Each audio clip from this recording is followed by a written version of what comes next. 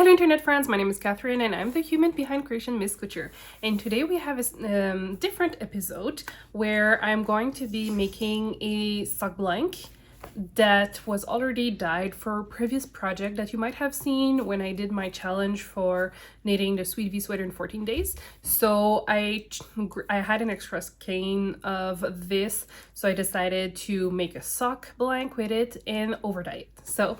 And I did something different as well because I decided to unravel the sock blank after it was all dyed, and I decided to make a toque with it. So let's get into this. So here I'm casting on my sock blank that I'm going to be doing, and just so you know, I will be speeding up this process because it took me a good, I would say, half an hour to do the cranking for the entire cake of yarn I have there. So I didn't want to bore you to death with that because oof, that was a long process. Alright, so I'm going to be attempting to overdye this homemade sock blank I did earlier today. So the main reason I wanted to overdye it, it's simply because I'm not a fan of this color for a toque, which is what I want to do with this. I want to like overdye it, unravel it, and knit a toque to see how this is going to turn out.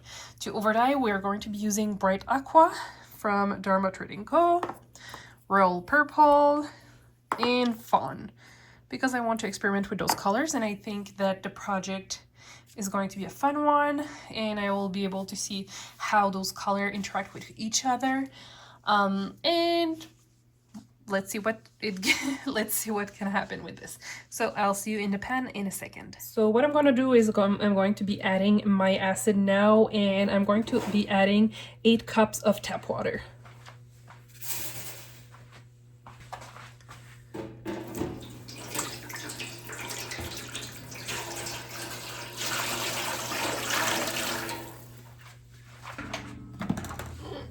So I'm going to be adding the sock blank in it.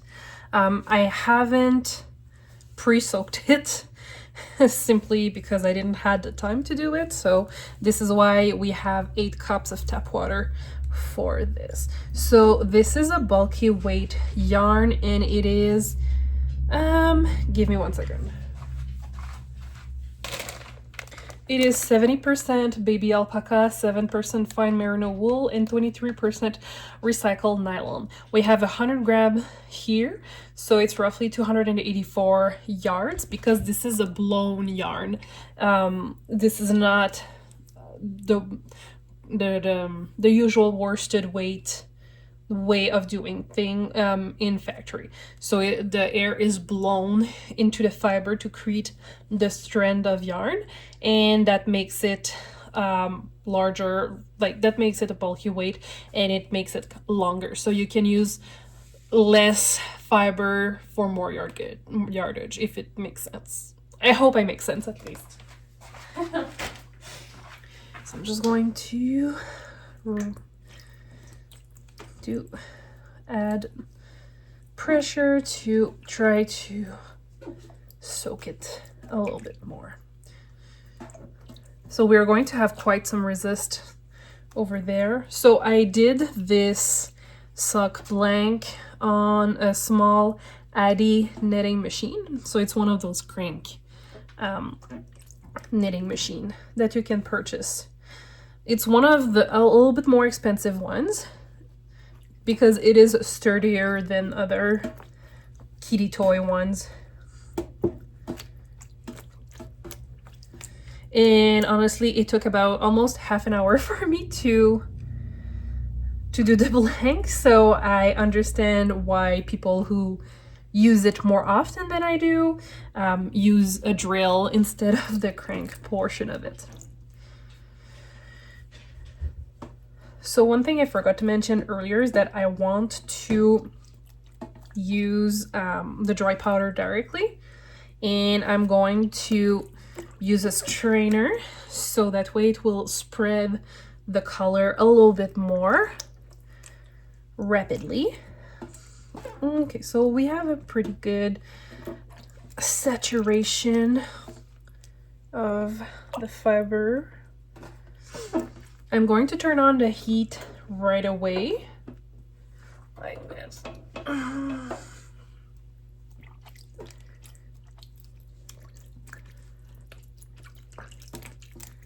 Okay, I'm going to dry my hand, grab my respirator, and I'm going to start having fun.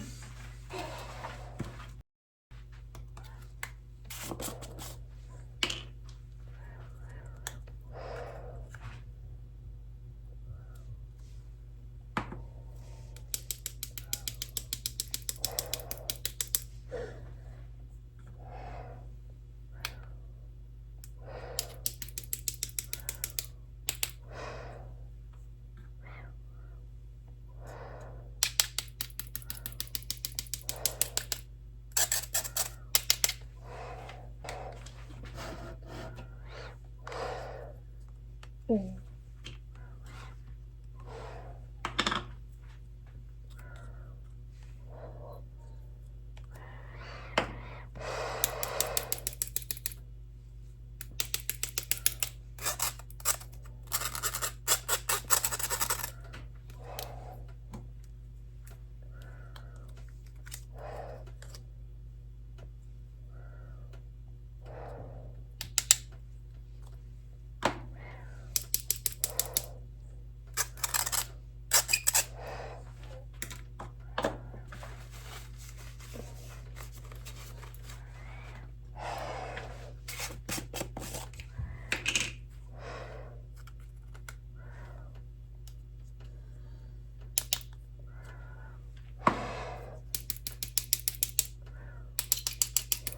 Oops.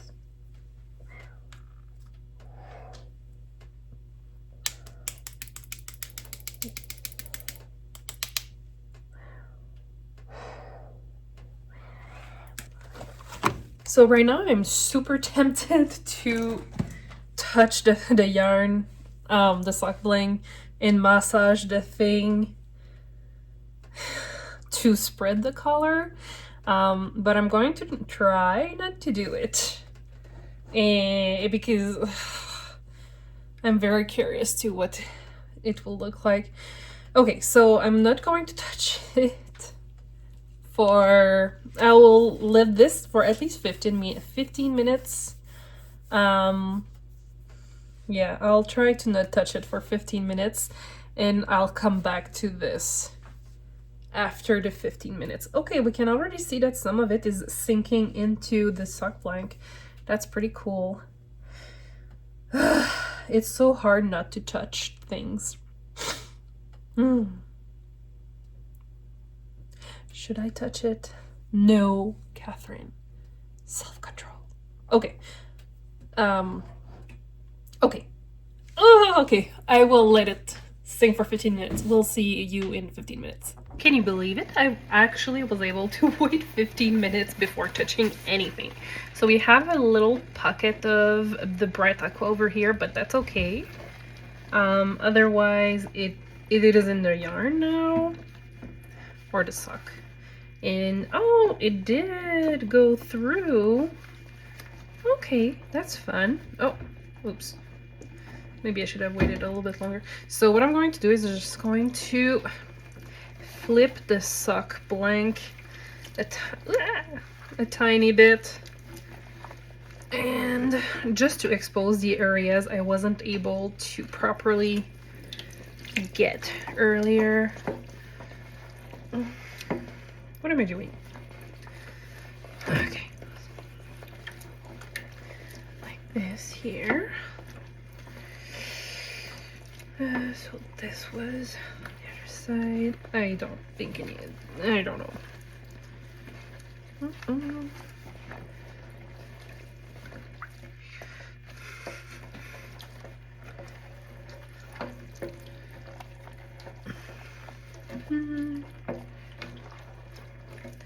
So we have a decent coverage for all of this, but we don't I wasn't able to get any dye over here and over here, so I think I'm just going to be adding something. I'm going to be thinking about it for a second. I think I'm going to be adding some purple pop because it will break, and I'm curious to see what it will look like on the red and with the other colors. So that's what I'm gonna do. But first, safety. I will put my respirator.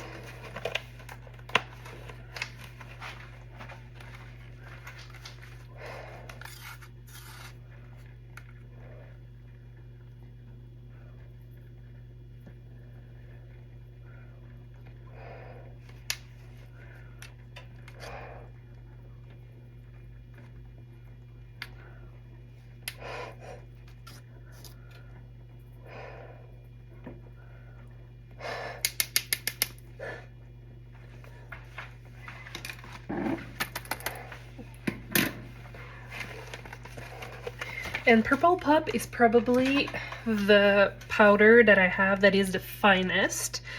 So it's extra important to be wearing a respirator, anything to protect your lungs when using it, due to the fact that it is so fine.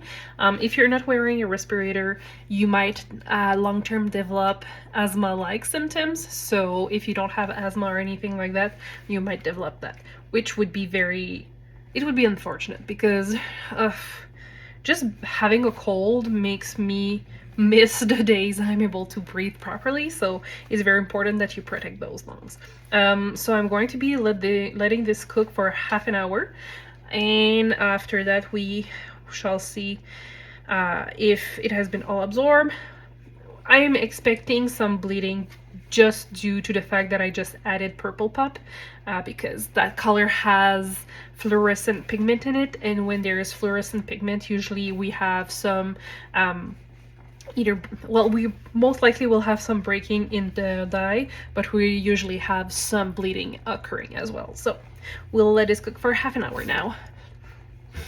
Okay, so it's been 30 minutes, and as expected, I think I've put too much of the purple pop in the in here. So what I'm going to do, I'm just going to grab an extra skein and probably just add it to the dye bath. So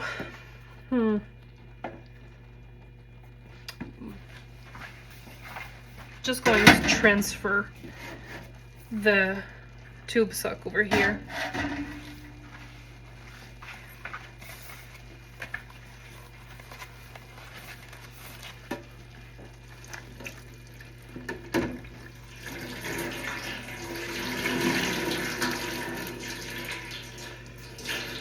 Ow.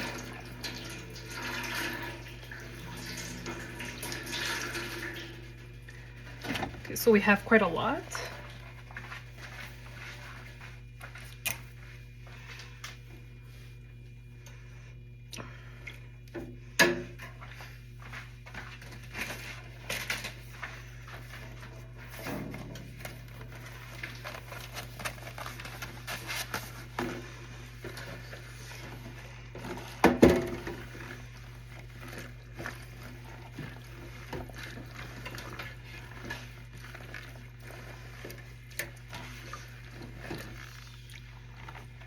So this is good. So we're going to just let all of this cool down.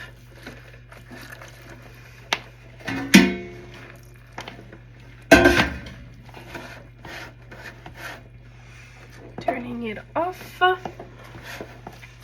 And you can see that we have some breaking on this one here. So we're just going to let this cool off.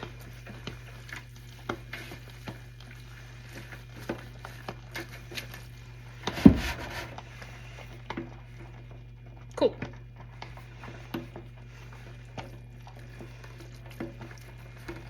Alright, I will let this cool off, and then we're going to wash it, let it dry, unravel it, and knit the toque.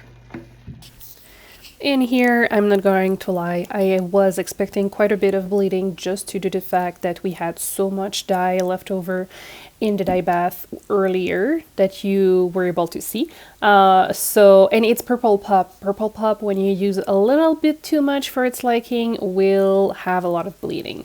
Any color that has a tiny bit of, I would say, what is it, the word? Oh yeah, of fluorescent pigment in it will have a tendency to bleed a little bit, depending on how much you're using. So if you don't use a whole lot, you might just have a little tint into the water or no bleeding at all. In this case, I used way too much. I was probably close to like half a gram for the Sock Blank. So it's way too much for this. So it took a little bit, but we were able to stop the bleeding and get all the excess dye out, which I was quite happy that I was able to do, because if there's one thing that I hate, it's cold water, and it is cold water that we have over there. And yeah, I don't like to freeze my hands in the cold water. I'm a princess, what can I say?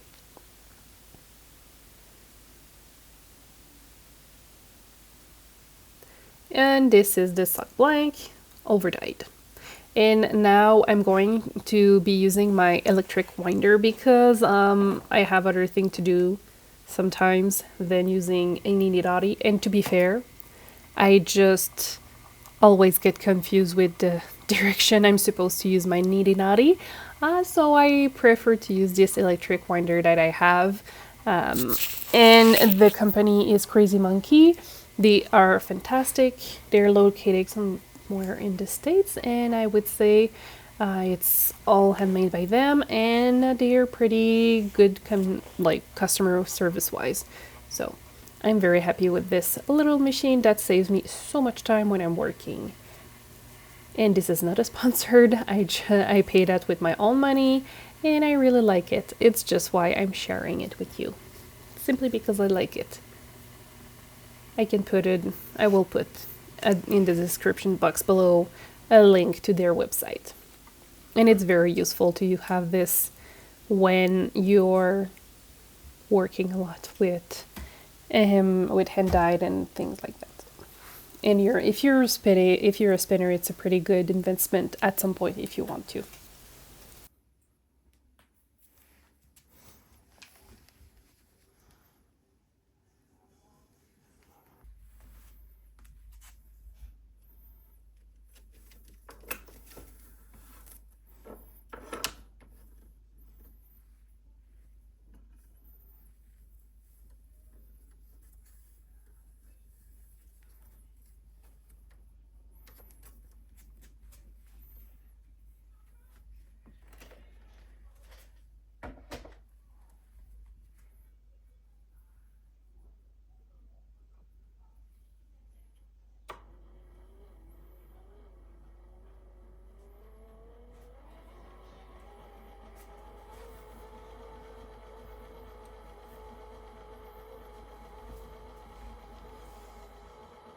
And here's the final result of the Sock Blank I created with my little machine over there and that I overdyed. It created something quite interesting when it comes to pulling. It didn't really pull like I was expecting it to be. And this is the extra skein that we did with with the extra dye we had in the pan, because like I told you, I put way too much purple pop in that pan, unfortunately. So that's actually quite interesting. So the color doesn't show necessarily properly on camera, but it is much more on the purple side, but the red undertone seems to be showing a lot more on camera, which is interesting. But you know, cameras and monitors and all that, it's a struggle sometimes. So it was pretty fun to do. I would recommend you try to do it if you want. That was quite fun, actually. So if you've liked the video, please consider sharing, liking, and subscribing. And I will see you in the next one very soon. Bye!